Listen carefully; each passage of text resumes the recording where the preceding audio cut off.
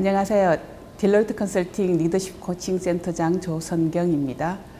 오늘은 좋은 인재를 채용할 때 어떻게 해야 되는가, 여러분들은 어떤 점을 관리하셔야 되는가에 대한 얘기를 다뤄보고자 합니다. 여러분들 좋은 인재에 대한 욕심 많으시죠? 여러분들 회사에는 그러면 좋은 인재에 대한 기준이 정리가 되어져 있으신지요?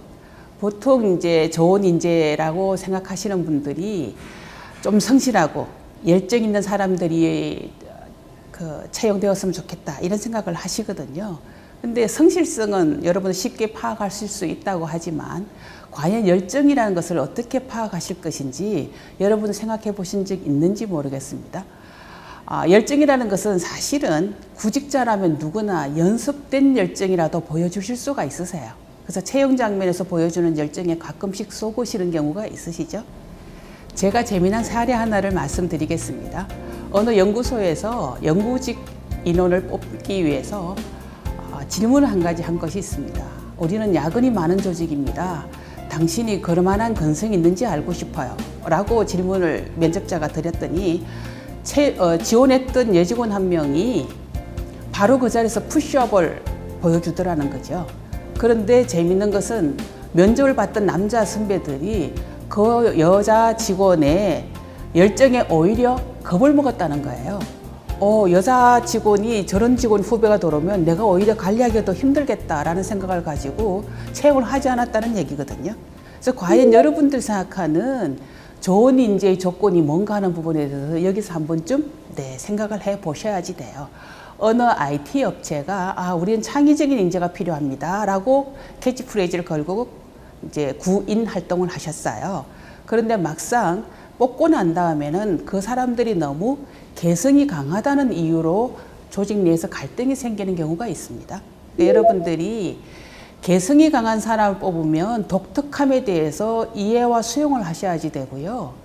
여러분들이 강조하시는 부분들이 막상 현장 조직에 들어왔을 때 어떤 문제를 일으키는가, 어떤 조화를 이루는가에 대한 고민을 없이 사람을 채용하시게 되면 채용된 사람도 불만이고 여러분도 불만을 하시게 될 거예요. 그래서 여러분 회사가 과연 어떤 인재를 뽑으려고 하는가에 대한 기준 정리가 되어져 있으셔야 되고요. 더 중요한 것은 면접을 보시게 되는 리더분들이 그 기준에 대해서 합의가 되어져 있으신가 하는 부분입니다. 5명의 면접관이 면접을 보았는데요. 2사람은 굉장히 높은 점수를 주고 3사람은 낮은 점수를 준 경우가 있어요. 2사람은 자기가 볼 때 굉장히 좋은 인재라고 뽑았고요. 3명은 자기가 볼 때 저 사람 좋은 인재가 아니에요. 이렇게 뽑은 사람은 그 회사에 좋은 인재가 되기가 좀 어렵습니다. 왜냐? 채용이 됐다 할지라도 3명의 관리자한테는 좋은 인재란 소리를 못 들을 테니까요. 그래서 여러분들이 무엇보다 중요한 것은 합의된 기준을 가져가십시오 하는 것입니다. 여러분 회사가 좋은 인재를 채용하기 전에 한 가지 고민을 해보실 게 있습니다. 구직자에게 여러분 회사가 선호되는 회사인가, 선호할 만한 이유를 가지고 있는 회사인가에 대한 자문을 한번 해보실 필요가 있습니다. 제가 코칭을 하면서 어느 한 기업의 채용의 문화에 대해서 참 특이한 경험을 한 적이 있습니다. 그 회사는 국내에서도 유수한 대학의 출신자, 국외에서도 유명한 대학의 출신자들만 뽑는 걸로 유명한 회사예요. 그런 사람들을 채용 조건으로 내걸 만큼 물론 그 회사가 굉장히 좋은 회사입니다. 그런데 참 재밌는 것은 이렇게 어렵게 뽑혀진 인력들이 머지않은 시간 회사를 떠난다는 사실이에요.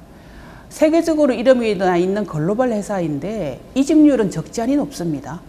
여러분들 생각에 이유가 뭐일 것 같습니까? 굉장히 좋은 조건의 인재를 뽑으면 그 인재들은 회사에 대한 어떤 기대를 하겠습니까? 뭔가 내가 이 회사에서 굉장히 가치 있고 의미 있는 일을 하게 될 것이야 라고 기대를 하겠죠. 그런데 그 회사 직원들 같은 경우에 사실은 영업 일을 해야 되는 이제 직종이었거든요. 그러니까 자기 학력 대비 자기가 현업에서 부딪히는 여러 가지 어려움들이 균형이 맞지 않았던 거입니다. 여러분들 직원들이 회사를 선택할 때는 자기가 회사에 가서 뭔가 핵심 인물이 되고자 하는 욕구를 가지고 있어요. 그런데 회사를 운영해 보시면 아시겠지만 항상 주목받는 빛이 나는 일만 할 수는 없고 주목받는 일을 하는 사람이 있는가 하면 그 옆에서 지원해줘야 되는 업무를 해야 되는 사람들도 있어요. 근데 모두가 자기가 주인공이 되겠다고만 생각한다 그러면 회사가 어떻게 돌아가겠습니까?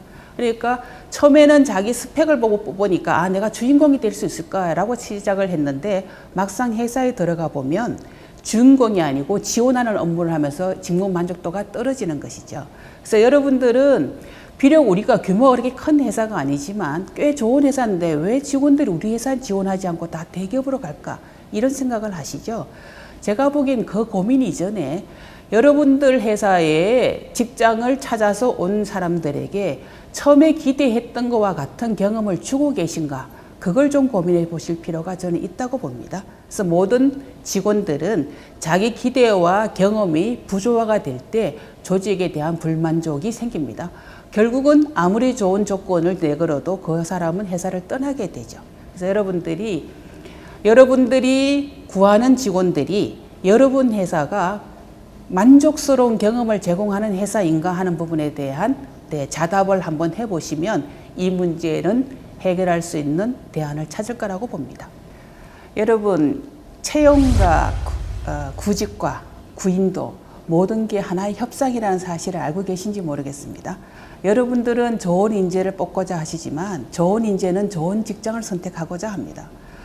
제 친구 딸이 꽤 좋은 대학을 졸업을 예정하고 있습니다. 계속 구직 활동을 하고 있는데요. 최근에 어느 회사에 취직을 했습니다. 취직을 하기 전에 마지막 면접을 보았죠. 자기가 와서도 조금 자기 스펙에는 조금 낮은 조건이지만 워낙 직장이 잘 구해지지 않으니까 그 회사를 취직하겠다는 마음 먹고 마지막 사장 면접을 보았답니다. 근데 사장의 질문이 당신 같은 스펙을 가진 사람이 왜 우리 회사에 지원하셨습니까? 당신은 아마 우리 회사에 취직을 한다 할지라도 오래 다닐 것 같지가 않습니다. 왜? 오버 스펙이기 때문에. 그렇게 얘기를 하고 탈락을 시켰답니다. 참 재밌는 사연이죠. 그렇지만 이게 굉장히 냉정한 현실입니다. 여러분들이 욕심을 내고 싶지만 여러분들이 욕심내는 것만큼 그들이 그 구직자의 기대에 충족시킬 여러 조건이 구비되어 있는가를 보시면 아마 한 번 채용한 사람이 오랫동안 여러분 회사에 다닐 거예요. 근데 여러분들이 그들의 기대보다 더 낮은 경험을 제공하시면서 스펙은 굉장히 높은 스펙을 요구를 하셔서 사람을 뽑았다 그러면 이 부조화가 결국은 협상 결렬로 결론이 날 겁니다. 여러분들 좋은 인재를 뽑고 채용하는 문제도 냉정하게 따지면 구직자와 구인자 간의 협상입니다. 여러분들이 협상의 우위를 점할 만큼 좋은 카드를 가지고 계신지 먼저 생각해 보시면 채용의 준비에 도움이 되실 거라고 생각합니다.